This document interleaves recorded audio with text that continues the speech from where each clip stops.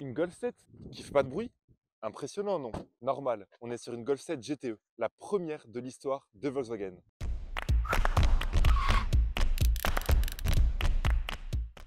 Bonjour à tous et bienvenue sur la chaîne YouTube de l'agence automobilière. Aujourd'hui, j'ai le plaisir de vous retrouver pour une toute nouvelle vidéo avec l'essai, comme vous pouvez le voir juste derrière moi, de la Golf 7 GTE. Pour l'occasion, vous aurez vu un petit peu en arrière-plan, nous ne sommes pas devant l'agence automobilière de Sausheim, mais devant son campus qui est situé juste derrière. Ce lieu qu'on appelle le campus de l'agence automobilière est en fait le tout nouveau siège social du réseau, l'agence automobilière. Aujourd'hui, nous sommes le week-end, donc il est fermé, c'est pourquoi les volets juste derrière moi sont fermés. Mais voilà, on a décidé de faire cette vidéo cette fois-ci ici pour que vous découvrez un nouveau lieu de l'agence automobilière. Donc on passe tout de suite à la présentation de cette Golf 7 GTE juste derrière moi. Donc juste pour commencer, la Golf 7 GTE c'est quoi? Alors la Golf 7 GTE c'est un petit peu comme une GTI, donc chez Volkswagen on a la GTI qui est donc disponible en moteur essence, on a la GTD avec un moteur diesel et on a la GTE qui est disponible en hybride, donc avec un moteur essence de 150 chevaux, le 1,4 litre TSI qu'on retrouve sur un petit peu toute la gamme de Volkswagen,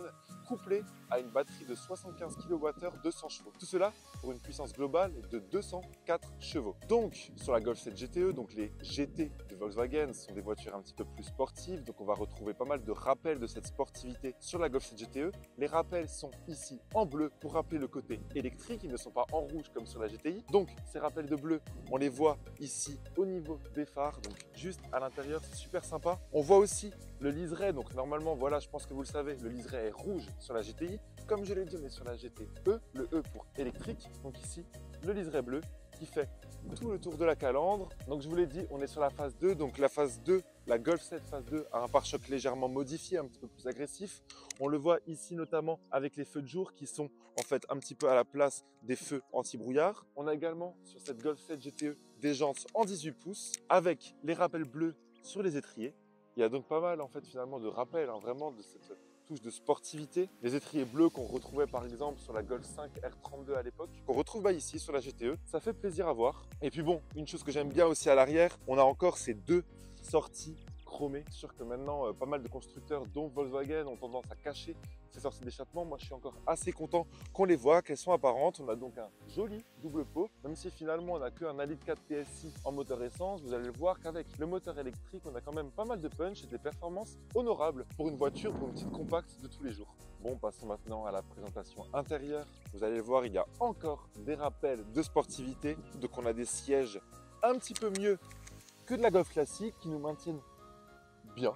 Franchement, au niveau des boudins, on est assez bien. On a également les carreaux qui sont vraiment le motif emblématique chez Volkswagen qu'on a retrouvé depuis la Golf 1 GTI. On les a ici, les carreaux en bleu. Ça change un petit peu, ça choque peut-être quelques personnes. Moi, j'aime bien personnellement. On a également les surpiqûres ici en bleu. Après, au niveau du volant, on a vraiment un joli volant avec un méplat. Ça rappelle encore une fois la touche sportive de cette voiture. On a le petit logo GTE pour être sûr qu'on est à l'intérieur d'une Golf 7 GTE. On a de nouveau les surpiqûres bleues. Enfin voilà, on a pas mal de rappels du coup de ce bleu. Le bleu qu'on retrouve aussi ici au niveau du levier de vitesse. Donc sur cette Golf 7, on a la possibilité d'aller dans plusieurs modes de conduite. On a le mode tout électrique, donc on va utiliser uniquement la batterie électrique. On a le mode aussi 100% thermique où on va juste utiliser le moteur essence de 150 chevaux et on a le moteur hybride où finalement le moteur électrique et le moteur essence vont fonctionner ensemble. Donc pour actionner et pour voir les différents modes, on a ici une petite touche électrique mode juste à côté du levier de vitesse.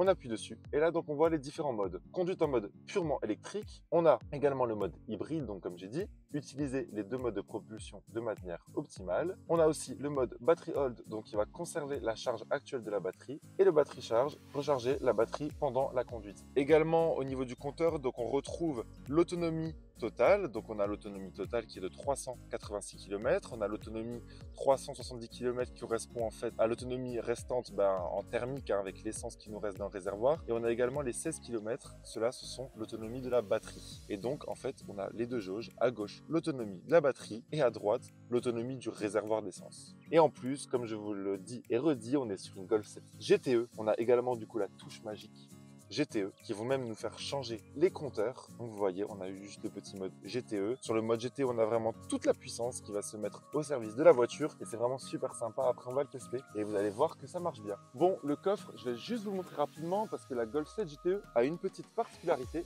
qui ne va pas forcément ravir les familles notamment. Alors elle a un coffre qui est classique, qui est le même que la Golf 7. Par contre, elle n'a pas un deuxième coffre juste en dessous. Pourquoi elle n'a pas le fond qu'une Golf 7 classique thermique aurait? Parce qu'en fait finalement elle a ses batteries qui sont sous le coffre. Donc pour vous le rappeler, on est sur une 1,4 litre TSI 150 chevaux et sur une batterie donc de 75 kW qui développe 100 chevaux pour une puissance cumulée de 204 chevaux. Donc la puissance hybride n'est pas forcément la même que si on additionnait le 150 et le 100 chevaux de la batterie électrique, mais finalement si on coupe les deux, ça donne une puissance de 204 chevaux. A noter qu'on est sur donc, la Golf 7 GTE, qu'elle a des performances honorables, un 0 à 100 en 7 secondes 6. Donc c'est des performances qui sont bonnes, en dessous des performances d'une Golf 7 GTI, mais qui sont voilà, honorables et bien meilleures qu'une Golf 7 thermique classique. Après voilà, je viens de vous montrer le bloc 1,4 litre TSI qui est semblable à une Golf 7 classique. Après on remarque qu'il y a beaucoup plus de câblage électrique sur cette GTE, avec ici finalement le moteur électrique. On a les batteries à l'arrière et le moteur électrique juste ici, juste à droite. On a dû donc faire de la place, mais voilà, tout rentre. Et donc vous allez me dire, oui, il y a la trappe à essence juste ici pour recharger le réservoir de la Golf 7, mais comment on recharge en batterie une Golf 7 GTE? Très simple, au niveau du logo Volkswagen à l'avant, on appuie dessus, on l'ouvre et on a ici la trappe électrique pour mettre finalement le pistolet pour recharger sa voiture à la maison directement chez soi. Bon, voilà, nous sommes partis pour un petit essai routier de la Golf 7 GTE pour un petit peu voir les impressions qu'on a de ce mode électrique. C'est vrai que ça fait assez bizarre d'être à l'intérieur d'une Golf et de rien entendre. Alors là, on va tout de suite mettre le mode électrique. Comme ça, la voiture fonctionne en 100% électrique. Et après, il y a un autre mode qu'on peut encore mettre qui me plaît beaucoup. Au niveau de la boîte de vitesse, on a donc le P pour parking, on a le R donc pour reculer, le N pour le point mort, et après on a le D qui est normalement le D, bah voilà, pour avancer on met en D les voitures automatiques. Et on a également sur cette Golf 7 GTE le mode B.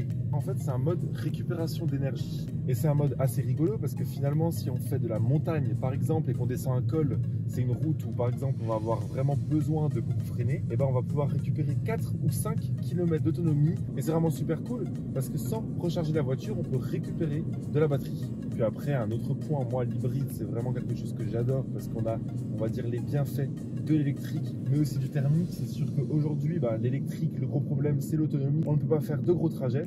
Là avec les 42 km d'autonomie annoncés, ce qui est cool c'est qu'on peut faire les trajets quotidiens, c'est-à-dire que voilà, si on a le travail à 10 km de distance, on peut très bien faire l'aller-retour dans la journée et n'avoir pas du tout utilisé d'essence. Mais ce qui est bien, c'est que si maintenant on souhaite partir en vacances, voilà, c'est une Golf, c'est une voiture assez polyvalente, on peut très bien faire de l'autoroute et partir en vacances. On a quand même un grand coffre et on a largement assez d'autonomie, on va dire en mode thermique, pour faire de grandes distances. Ce qui est très bien avec le mode hybride aussi, donc où on va quand même utiliser un petit peu d'essence, c'est que la batterie électrique va être uniquement utilisée lors du démarrage de la voiture. Et en fait, le démarrage de la voiture, les premiers rapports, c'est là où on utilise le plus d'essence. Et du coup, on va vraiment gagner en consommation, on va vraiment avoir une consommation très très faible d'essence parce que le moteur thermique va seulement se mettre en route lorsqu'on va être à une vitesse stabilisée. Et c'est vraiment ça aussi le fort du moteur électrique, c'est qu'il est vraiment là pour donner l'impulsion à la voiture et après c'est le moteur thermique qui prend le relais. Bon, on va maintenant mettre le mode GTE, on est quand même sur une Golf 7 GTE. Je viens d'activer. J'ai aussi mis au milieu le moniteur de performance avec les barres du turbo, la force G et la température de l'huile. Et donc voilà, le mode GTE, dès qu'on appuie dessus, vraiment la voiture elle part tout de suite. Bon, c'est sûr que là le moteur électrique, il n'est pas là forcément pour économiser de l'essence, mais surtout pour donner cette impulsion. C'est grâce à ça qu'elle a de si bonnes performances, qu'elle arrive à faire 7 secondes 6, malgré qu'elle ait juste un moteur de 150 chevaux. C'est parce que le moteur électrique donne vraiment cette impulsion. La puissance est quasi instantanée, c'est vraiment le gros avantage de l'électrique et on le retrouve vraiment dans cette Golf 7 GTE. Et après, on l'entend bien, on a directement le moteur thermique qui se met en route. Parce que voilà, c'est sûr que cette voiture électrique, lorsqu'on l'utilise en 100% électrique, c'est pas une voiture qui a beaucoup de pêche par la suite. C'est une voiture qui est très bien pour de la ville. De 0 à 50 km/h, on va vraiment avoir de la puissance. Mais après, voilà, le moteur électrique a du mal un petit peu plus. certains modes 100% électriques que je ne pourrais pas utiliser à 100% sur de l'autoroute par exemple. Ça me manque un petit peu de couple. Mais c'est bien. Comme dit, comme on est sur cette GTE qui est une voiture hybride, on a vraiment les bienfaits des deux mondes, donc du monde thermique et du monde électrique. Bon, voilà, on arrive déjà à la fin de cette vidéo et de l'essai de cette Volkswagen Golf 7 GTE. J'espère que cet essai vous aura plu. Si la vidéo vous a plu, je vous invite à vous abonner à notre chaîne YouTube, l'Agence Automobilière. Vous pourrez y retrouver tous nos essais. On a déjà fait plusieurs essais sur de jolies voitures. Vous pouvez également retrouver sur notre site internet www.agenceauto.com tous nos véhicules à la vente. Et puis voilà, si vous souhaitez acheter ou vendre une voiture, pensez à nous pour faire une transaction entre gens honnêtes. Je vous dis à la prochaine pour une toute nouvelle vidéo. Ciao!